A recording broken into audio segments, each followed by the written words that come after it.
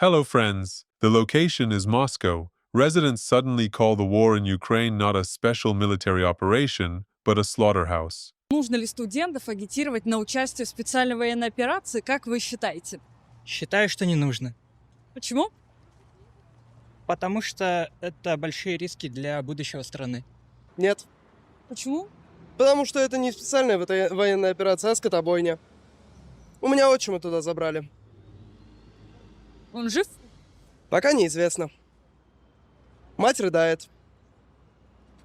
Я в ахуе. It is reported that Putin is running short of people, and now he demands that at least 2% of students across the whole country be sent to war. But the fact that students are massively outraged by this is not being reported. Who was it that said protests are banned in Russia? You're just doing it wrong. In Komsomolsk-on-Amur, Chinese workers have already gone on strike for the second day because they stopped getting paid.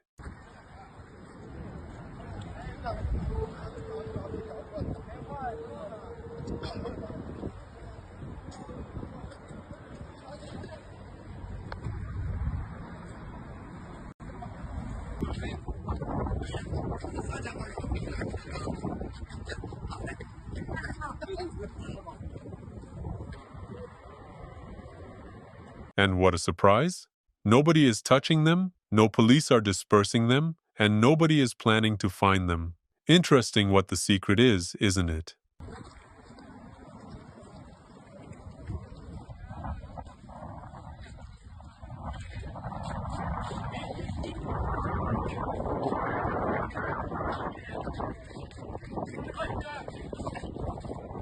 Sechin, help us, says the sign.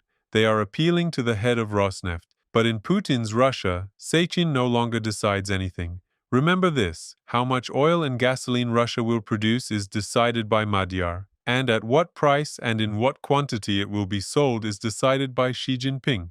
That's it. Only those two. An FSB employee proudly says on Russian TV that FSB officers post ads online offering money for sabotage. That way, in just 3 hours, they managed to detain 10 people. Федеральная служба безопасности разместили сами объявления, подобные тем, которые размещают кураторы, с предложением легких денег. Елена Докучаева из УФСБ по Свердловской области рассказала, что спецслужбы проводят социальный эксперимент, предлагая россиянам выполнить задание за деньги.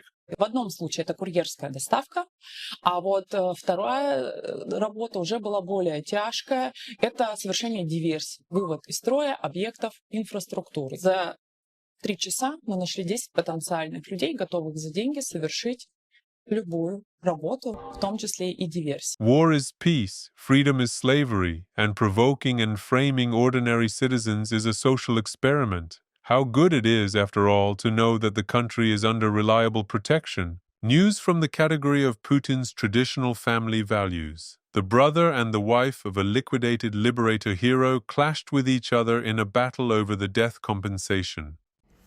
У человека брат погиб на СВО, и он обращается за консультацией. А можно его жену признать фиктивной? Спрашиваю, что такое случилось? Ну вот, да, они расписались буквально там за неделю до его гибели. Ну а почему вы считаете? У них не было там супружеских отношений. Нет, они жили до этого, жили вместе 2 года, у них совместный ребенок, жили, просто вот, они же расписались не так задолго до смерти. А давайте в судебном порядке признаем, что он фиктивный и готов за это платить.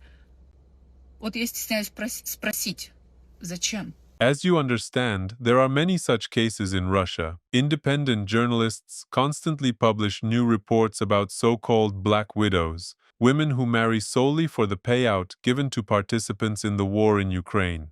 If this interests you, I can make a separate video about it. Friends, now is the perfect moment to hit the like button. And don't forget to share this video with your friends. Thank you.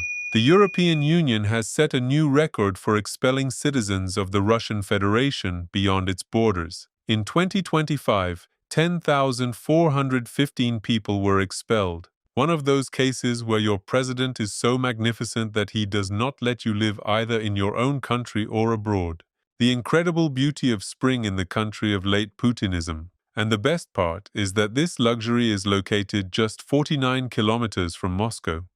49 километров от Москвы, Вот такое величие. Деревня Берсеневка. Станция по городу у нас здесь есть.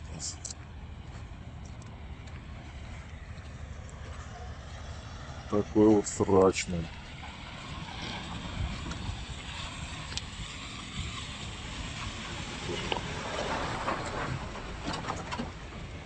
Вот. Запах скрепный.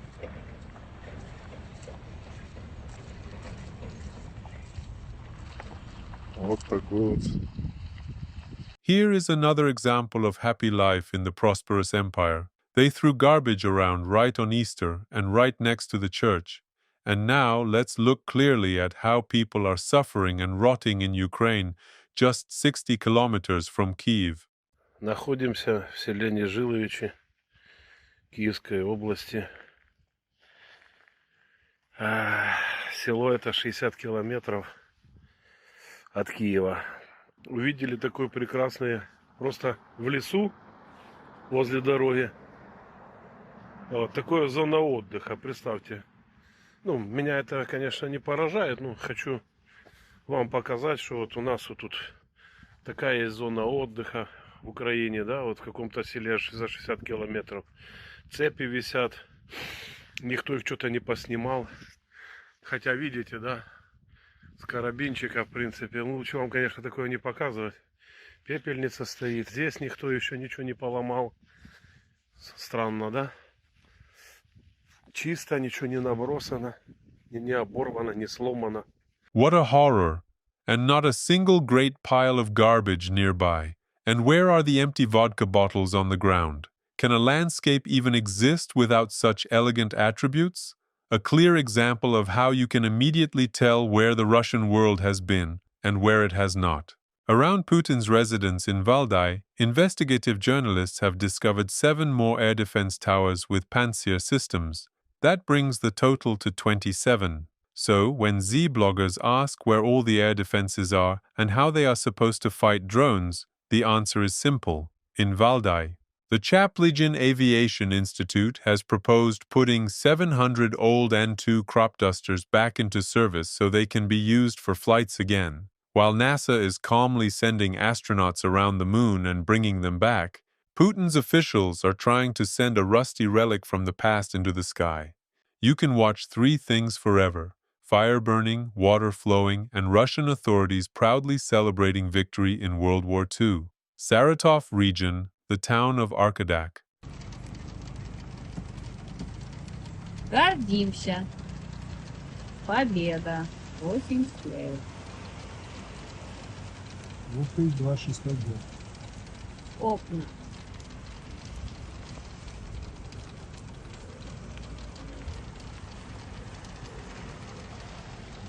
That's right. You should be proud of the victory 80 years later and simply close your eyes to everything else happening in the country. Donald Trump announced that he is beginning a blockade of the Strait of Hormuz. As the saying goes, if you can't defeat it, the only thing left is to lead it. Friends, thank you for being here and for continuing to support me. If you like what I do and want to support the channel, you're welcome to join my Patreon, where for just $3 a month you get access to new videos 24 hours before they go public, posts, polls, and also exclusive videos, such as this especially grim episode titled "How Many Losses Has Russia Suffered in Ukraine After 4 Years of War?", another on Putin's panic after the elimination of Khamenei in Iran, and a third on how the Kremlin gnome sold Russia to China for next to nothing. I also want to say a huge thank you to everyone who supports me through Buy Me a Coffee. It's thanks to my supporters that I can keep doing this work and keep moving toward my goal, saving up for my education in Europe. Right now, I have 90 incredible patrons. Please, let's hit 95. Not saying goodbye. See you very soon.